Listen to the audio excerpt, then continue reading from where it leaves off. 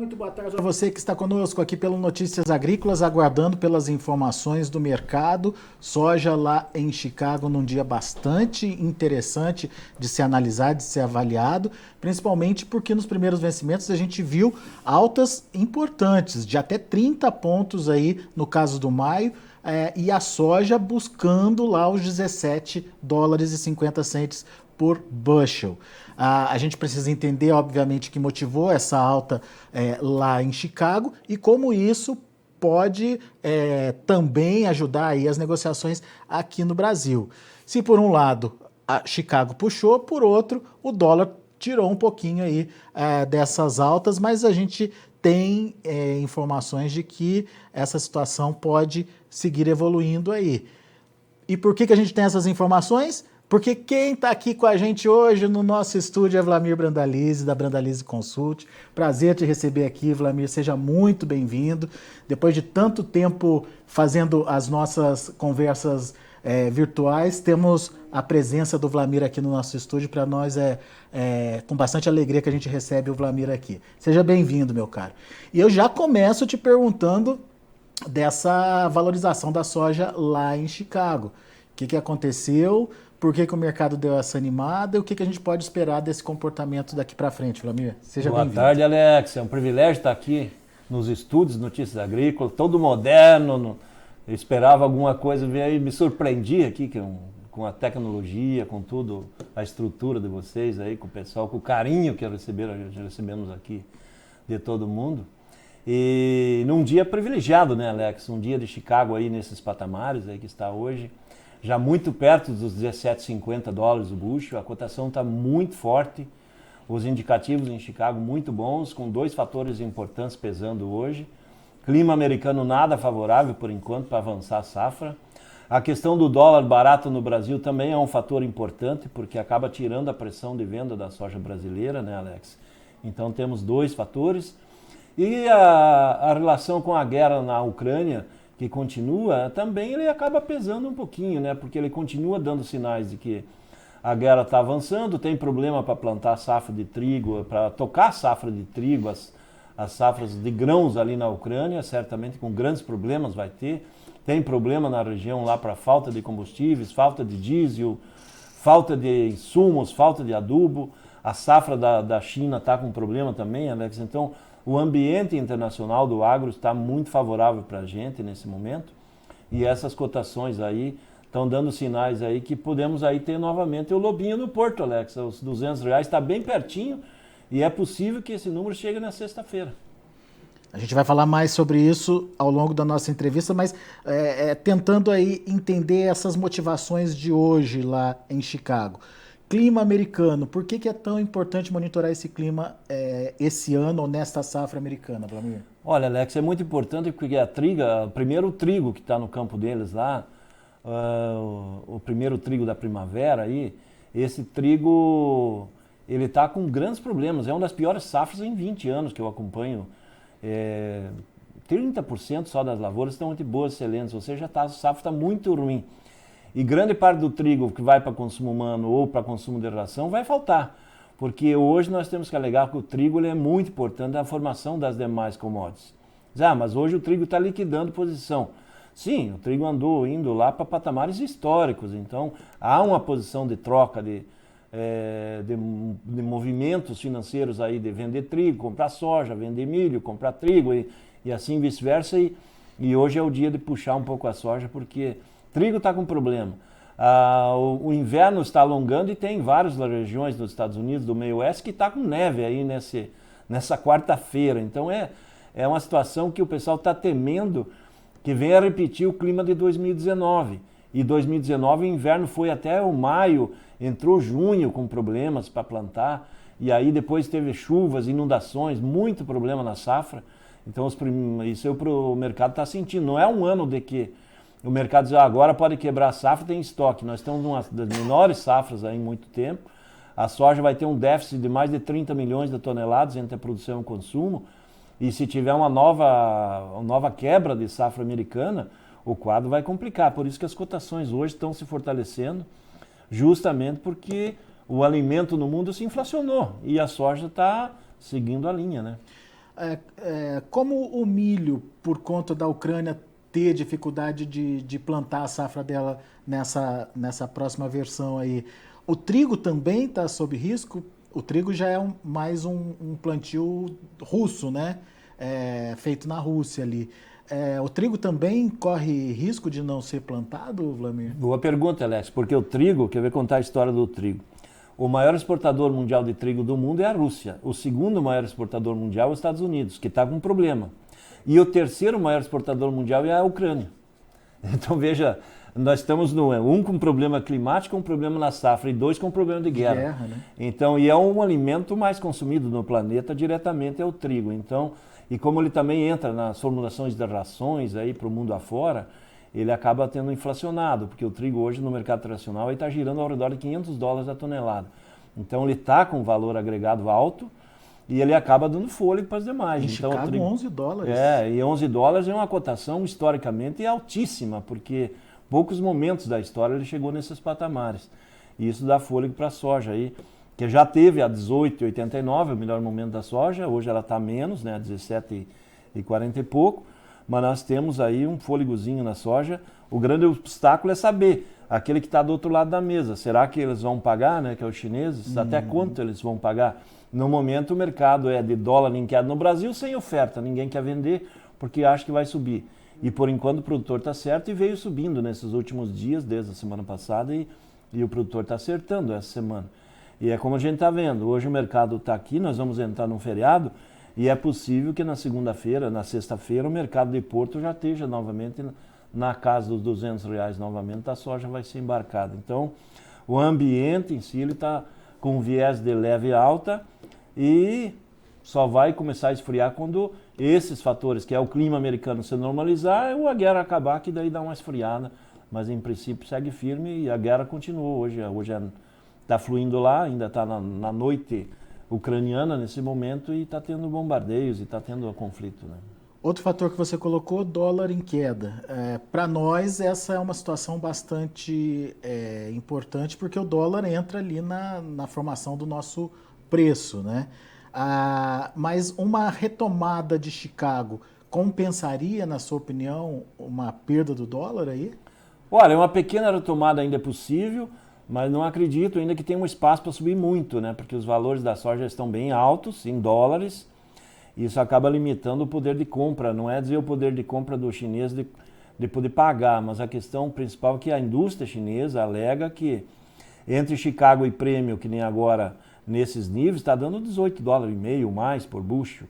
E eles alegam que acima de $18 o bushel começa a dar margem de esmagamento negativa. Teria que aumentar o valor do farelo, aumentar o valor do óleo para vender, e o governo chinês, nesse momento de inflação alta no mundo todo, e não é só aqui, lá também, o governo chinês anda segurando bem, ele não quer que tenha inflação. E o que está? Essa semana é uma semana que estão vendendo estoques na China para tentar equilibrar e manter abastecimento sem forçar muita compra nesse momento de cotações em alta.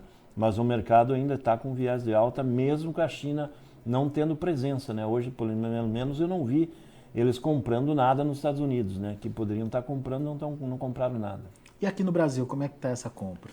No Brasil tem interesse de porto, de comprador, tem muito interesse, mas o pessoal não, que nem hoje, quando abriu o mercado, era um mercado de 193, 194, 195, 196 para agosto. É um mercado ainda que não chegou no lobinho que a gente brinca, mas por isso que nós estamos a um passo de bater novamente os R$200, porque provavelmente no R$200 ele vai dar oportunidade no interior do produtor vender dentro daqueles patamares que ele queria. Muitos produtores acreditam, quando chegar no balcão novamente a 185 vou fechar, porque ainda tem muita sorte para vender, porque nas últimas semanas nós tivemos um momento que o mercado voltou lá perto de 170 e agora ele está novamente em sul e sudeste retomando acima dos 180 e tem fôlego para pagar aí até uns 185 provavelmente na sexta-feira, e numa condição que determine a volta da oferta, né? Então, por enquanto, é uma semana que está pouco negociada, mas é possível que ainda tenhamos negócio aí no pós-feriado. E esses R$200 no porto, ele viria de onde? De Chicago, do prêmio? É possível que na sexta-feira, hoje o mercado está liquidando muito dólar, o dólar não siga a mesma linha. Tá. Então o dólar pode equilibrar, ali. dólar subindo 0,5%, na sexta-feira, o mercado de câmbio subir 0,5% e Chicago ganhar mais uns 10 pontos é o suficiente, com um prêmio melhorado, vamos dizer, um pouco melhor de prêmio, o comprador acaba pagando até R$200. É hora de vender nos 200, Flamengo? Olha, está na hora novamente daquele cavalinho encilhado, o produtor tem que aproveitar. Nós estamos novamente chegando a um pico de valores, na cotação em Chicago nós estamos no pico da montanha, o produtor tem que aproveitar essas oportunidades, porque aqueles momentos que nós tínhamos soja a 210, 215, chegou a 218 no pico do valor do Rio Grande, do Porto Rio Grande, eram momentos que o dólar estava acima de 5,50, chegou até 5,70.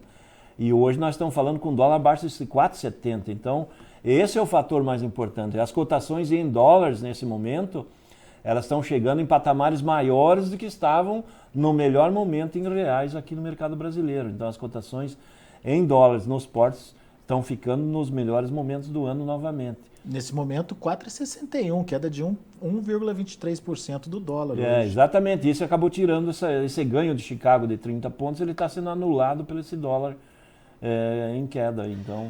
Mas você acha que ainda teremos oportunidades de altas por causa desse risco da safra americana? Tem ainda oportunidades, ainda temos algumas semanas de evolução. O que não desqualifica a necessidade de ir participando aos poucos. Não, exatamente, porque a partir do momento que o clima se normalizar nos Estados Unidos e o plantio deslanchar, o fator pressão positiva ele faça assim uma pressão negativa, porque tudo indica que a safra americana de soja deve ser uma área recorde histórica. Se o clima normalizar, vem uma safra grande. Há uma acomodação do mercado de demanda, daí os chineses se acomodam, sabendo que vai ter uma safra, e aí nós vamos ter talvez uma calmaria, e aquele nível que nós chegamos ao topo da montanha começa a descer a montanha. E às vezes pode descer rapidamente, às vezes a gente subiu, demorou várias semanas para ganhar $1 por bushel, e a gente perde $1 por bushel em 2, 3 dias. Isso normalmente no mercado de baixo acontece, Alex. E a janela agrícola dos Estados Unidos ainda é bem grande, o produtor americano tem tempo para plantar. No caso do milho, a janela ideal seria plantar até 20 de maio, mas ele pode plantar até o final de maio. A janela ideal da soja é até a primeira semana de junho, mas ele pode avançar um pouquinho adentro. E o que a gente sabe é que o produtor americano, em condição de clima favorável, nessas próximas semanas, ele pode plantar aí praticamente 10 milhões de hectares, aí facinho numa semana. Então, ele tem tempo de plantar, então ele tem condição de plantar, ele tem estrutura de maquinário, ele pode tocar a safra. O ideal para o produtor americano é não concentrar o plantio de milho e soja num período muito curto, porque ele joga todas as lavouras num período crítico de lá no meio do ano pegar um veranico, um calor extremo, que aí afetaria tanto soja como milho. O ideal é escalonar, espalhar isso aí umas 6 a 8 semanas de plantio para distribuir. Mas esse ano nós estamos caminhando aí que vai concentrar plantio. Isso é um fator que está dando essa motivação também, né?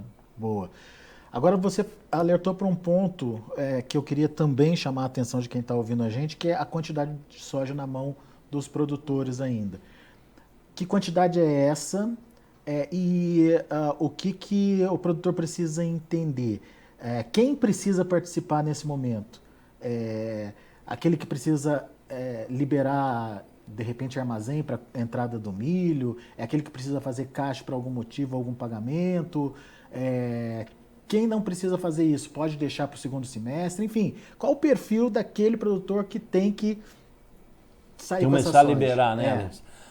Olha, no momento, nessas condições agora que tocou aqui o pessoal do Porto me fazendo o fechamento aqui, deu R$197 agora aqui em Paranaguá para julho. Quase lá, hein? Então nós estamos aí para sexta-feira bater novamente os R$200.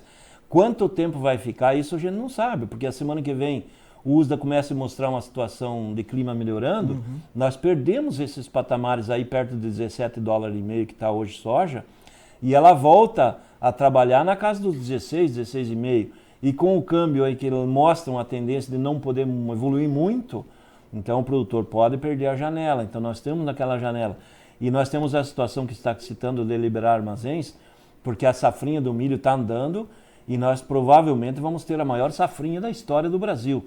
E ainda tem muita soja nos armazéns parado. O produtor hoje tem mais de 52 milhões de toneladas de soja para negociar, que está parada. Tem mais soja que está parada, que já foi negociada, mas está programada para embarcar nos próximos meses e ainda está nos armazéns, que vai embarcar maio, junho, julho. E o milho vai começar a chegar em um mês. Então, e esse milho vai impactar, porque daí não tem silo para tudo. E a hora que o produtor vai pensar e dizer, não, agora tem que liberar armazém, começa a cair o valor de balcão. Que nem provavelmente na sexta-feira o nível de balcão vai ser o melhor nível aí em várias semanas, por causa do mercado que está fechando hoje, vai abrir sexta-feira com o mercado valorizado. Então a oportunidade do produtor de fazer médias é aquele momento, fazer média, vender escalonado. Porque senão depois, o mercado começa aí, que nem nós tivemos há 2, 3 semanas atrás, ele estava 170 e hoje está caminhando para trabalhar a nível de balcão na próxima sexta-feira agora, depois do feriado, na faixa de 185. É uma variação muito grande. Depois não se garante que vai ficar esses níveis. Não é porque eu vou correr vender tudo, mas o produtor tem a condição de ter que liberar armazéns, muitos locais, vai ter milho daqui uns dias. O milho também está com a comercialização lenta, muito produto vai ficar parado e o produtor vai ter, e tem que saber, do outro lado tem o consumidor, o comprador, o cara que importa, ele sabe, não, tem muito produto na mão do produtor, mais cedo ou mais tarde ele vai precisar vender. E daí tem aquela posição do comprador ficar na posição de conforto, sabendo que tem muita soja, tem muito milho, e aí o comprador vai ficar, não, uma hora ele vai me vender. Mas aquele que já participou, que enfim, que não tem conta para pagar, pode esperar mais um pouco ou também participa, Wlamir? Olha, eu acredito que para aquele que ainda tem soja, já negociou bastante e tem soja, talvez seja mais um momento de fazer mais uma vendinha para fazer média, Alex. Não é para vender tudo, correr, porque sempre existe aquela possibilidade, porque nós estamos com a safra menor do que o ano passado, nós estamos num ano mais apertado, são 120 milhões de toneladas mais ou menos, é um ano bastante ajustado, nós seguimos exportando, então nós podemos ter aí uma escassez de soja no final do ano. Lembrando que vem a safra americana depois, a safra da Argentina está sendo colhida agora, e o Brasil caminha para plantar mais uma safra recorde em área. E quando começar o clima favorecer o plantio lá no segundo semestre, depois de setembro, e todo mundo olhar para os campos, e se a condição estiver boa, e vá plantar aí 42 milhões e meio de hectares, que vai ser a projeção para um recorde histórico de área, e já vão sair as primeiras estimativas quando chegar essa indicação de plantio, de 140, 150 milhões de toneladas, o mercado se acomoda. Então talvez aquele descasamento entre o mercado interno e externo, Alex, ele não ocorra de uma maneira mais agressiva, que nem anteriormente, né? Que daí pagar bem mais no mercado interno, quando sente falta, do que a exportação. Esse ano, como ainda tem muita soja para negociar, mesmo sendo uma safra menor, tem muita na mão do produtor, o produtor segurou mais, porque nos anos anteriores, quem vendeu antes vendeu com valor menor, agora ele está acreditando que o mercado recupera lá na frente. Só que nós tivemos nesse ano as melhores cotações históricas em pleno período de colheita. Coisa que no ano momento não acontece. Né? E justamente por causa de uma concorrência da exportação com a demanda interna das próprias usinas de esmagamento. Né? Como é que está essa necessidade de compra para o segundo semestre das usinas? Elas já se anteciparam nas compras ou compraram só o suficiente para atender aquela demanda do primeiro semestre? Olha, as indústrias precisam comprar bastante ainda, Alex, mas as indústrias também, elas receberam muito do produtor a fixar nos armazéns das indústrias. Quase todas estão com os armazéns muito cheios de grãos, elas estão bem cobertas, grande parte dessa soja ainda está a fixar, mas como ela está com a soja na mão, ela também não tem interesse de sair comprando e impressionando o mercado. Preço, né? Então ela também tem o tempo, ela tem o conforto de esperar andar a safra americana, o mercado de Chicago, depois de uma safra americana mais acomodada e tranquila, se o clima for favorável, aí sim um mercado mais baixo, em dólares, aí a indústria podendo comprar para ela poder competir também no farelo e óleo, né, Alex? Porque hoje a indústria está buscando vender na exportação no farelo e óleo, né? Muito bem. Deixa eu ver aqui como estão os preços nesse momento, mas acho que é isso mesmo. A gente está fechando aí já o mercado com esse patamar de preços, com essas altas importantes. Dá para colocar na tela aqui para a gente, só para a gente analisar junto aqui os preços lá em Chicago, por favor, Matheus? Aí, olha aí os preços, Wlamir. Excelentes valores, né, Alex? 17,46 aí no maio, né, 30 pontos de alta, 17 no julho, né, 25 de alta. E 17,50 é um alvo aí para um...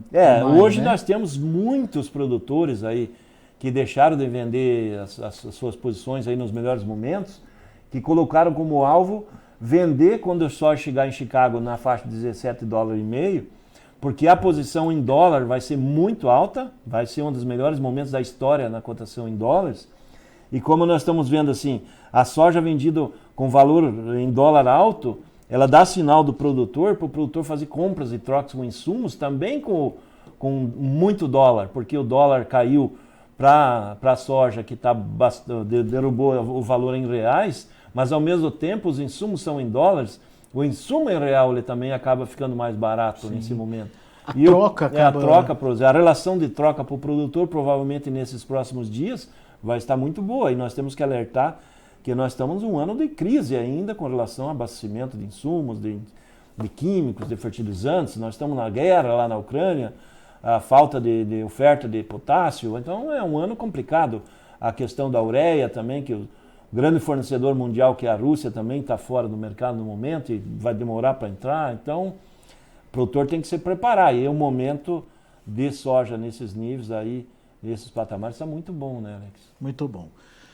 Tá vendo, então, informações importantes, preciosas, trazidas aí pelo Vlamir Brandalize. Vamos passar o milho também, vamos dar uma olhadinha no milho, aproveitar o Vlamir aqui. Olha aí o milho, Vlamir. Também com altas importantes para os vencimentos mais curtos, mas já alguma correçãozinha aí para os mais longos, já contando com uma safra cheia nos Estados Unidos, talvez, Vlamir? Olha, mesmo assim as cotações futuras, né, Alex, lá do dezembro, né, 7,5 praticamente, 7,40. São muito boas. Baita preço, né? Esse é um preço aí que dá quase $300 por tonelada no porto. É a cotação histórica. Essa é uma cotação quase preço de soja histórica, na média histórica.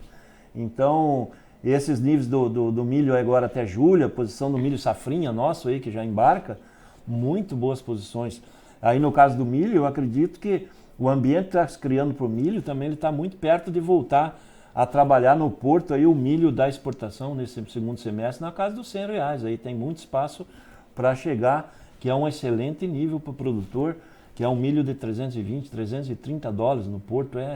Os preços são muito bons. Julho é referência para nós, então, no milho? Julho é referência para o início dos embarques da safrinha, né? E dezembro para os americanos. E os dezembro para o americano, que é a safra americana, já pensando numa safra de exportação americana, que é o coqueluche, não só americano, que do leste europeu, do hemisfério norte todo, já começa a embarcar nessa época aí, a posição de dezembro, Ucrânia, Rússia, Estados Unidos, que embarcam nesse Vamos ver momento. o que vem de lá, né, esse ano. Exatamente. Esse ano é complicado, né, porque o plantio do milho americano está atrasado, né, Alex? E está nevando, está frio. A gente não está torcendo que aconteça nada nos Estados Unidos, mas se acontecer é bom para nós. Né? Vamos ver o trigo, só para a gente finalizar, então.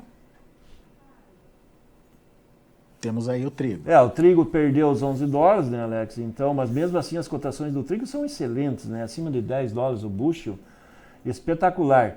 Quando acabar a guerra, provavelmente o trigo vai voltar aí para na faixa dos $9, que também é uma excelente cotação, porque historicamente o trigo varia de $5 a $6 o bushel. Fica meio perto do milho ali, né? O trigo ele fica entre o milho e a soja. Então, o trigo, historicamente, o milho vale ali $3 a $4, a soja 8 a 9, que era o histórico, e o trigo 5, 6. Agora a soja a tendência é trabalhar de 14, 15, 16, o milho de 6, 7, 8 no máximo, e o trigo 9, 10, aí que está dentro dessa janela, que é um excelente número aí para o produtor brasileiro produzir, porque nesse patamar aí que nós estamos mostrando agora aí, do trigo, trigo importado, ele chega acima de R$2.300 a tonelada aqui no Brasil, e ele viabiliza muito o plantio e a safra brasileira aí, porque o Brasil importa muito, né? Nós somos o segundo maior importador mundial de trigo, um país agrícola que nem o nosso.